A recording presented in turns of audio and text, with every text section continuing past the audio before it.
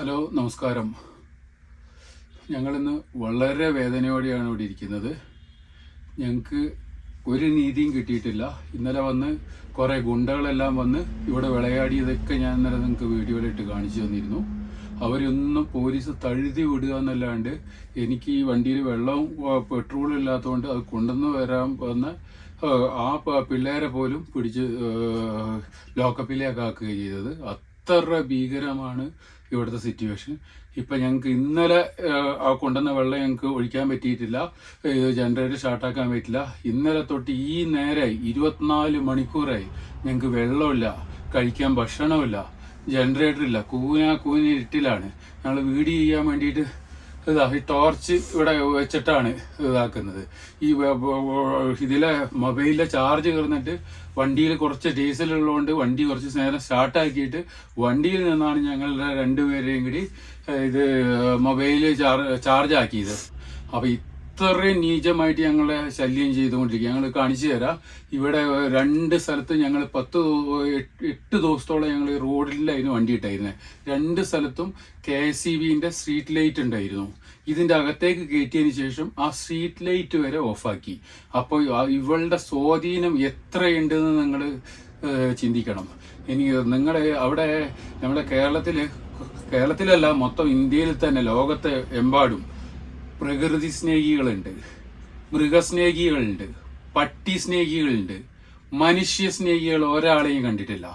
24 മണിക്കൂറായി ഞങ്ങൾക്ക് ഒരു തുള്ളി വെള്ളമില്ല, അല്ലാണ്ട് ഒന്നിനും ഞങ്ങൾക്കില്ല. വെട്ടവുമില്ല, വെളിച്ചവുമില്ല. ഇരുട്ടത്തിൻ്റെ ചുറ്റും നോക്കുമ്പോൾ ഒരു ശ്മശാനത്തിൽ, ശവപ്പറമ്പിൽ നിൽക്കുന്ന ഒരു പ്രതിനിധിയാണ് ഞങ്ങൾക്ക് ഇതിൻ്റെ ചുറ്റും നോക്കുന്ന സമയത്ത്. എല്ലായിടത്തും ഇരുട്ട്, എല്ലാ വെട്ടവും ഒഴിവാക്കി. പിന്നെ ആകപ്പാടെ ഈ ഹൈവേ കടി പോകുന്ന വണ്ടികളുടെ ഒരു ചെറിയ വെളിച്ചമില്ലാതെ അല്ലാണ്ട് വേറെ ഒന്നും കാണാൻ പറ്റില്ല. അത്ര നീചമായിട്ട് എങ്ങനെ ഞങ്ങളെ ഇതിൽ നിന്ന് പട്ടിണിക്ക് കിടത്തി ഞങ്ങളെ കൊല്ലാന്നുള്ള ഇതിൽ നിൽക്കുകയാണ്.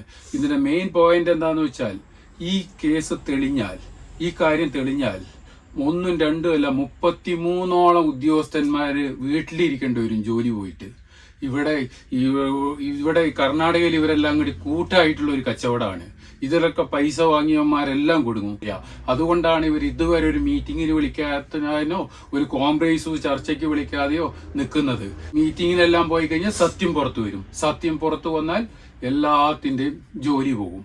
ഞാൻ ഇവിടെ എൻ്റെ ഇത്രയും സമ്പാദ്യമെല്ലാം ഇട്ടിട്ട് ഞാൻ വെറുതെ ഇരിക്കുകയല്ല. നിങ്ങൾക്ക് എൻ്റെ ഓഡിറ്റർ പോൾ എന്ന് പറഞ്ഞ ആൾ കൽപ്പറ്റയിലാ. കോടിക്കണക്കിന് രൂപ ഞാൻ ഇൻകം ടാക്സ് അടച്ചിട്ടുണ്ട്. കോടിക്കണക്കിന് രൂപ ഞാൻ ടാക്സ് അടച്ചിട്ടുണ്ട്.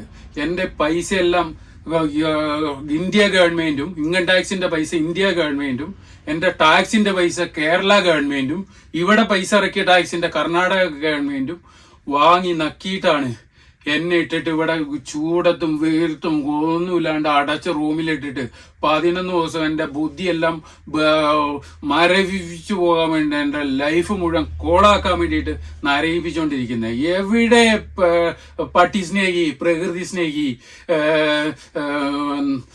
മൃഗസ്നേഹി, മനുഷ്യ സ്നേഹി ഉണ്ടോടാ നിന്റെ നാട്ടിൽ, കേരളത്തില്? എനിക്ക് ഇത്രേ പറയാനുള്ളൂ. എന്നെ ഇരുട്ടത്തിട്ട് നിങ്ങൾ കൊല്ല്, ഭക്ഷണം തരാണ്ട് കൊല്ല്, എന്നിട്ട് എല്ലാവരും കൂടെ ആസ്വദിക്കുക.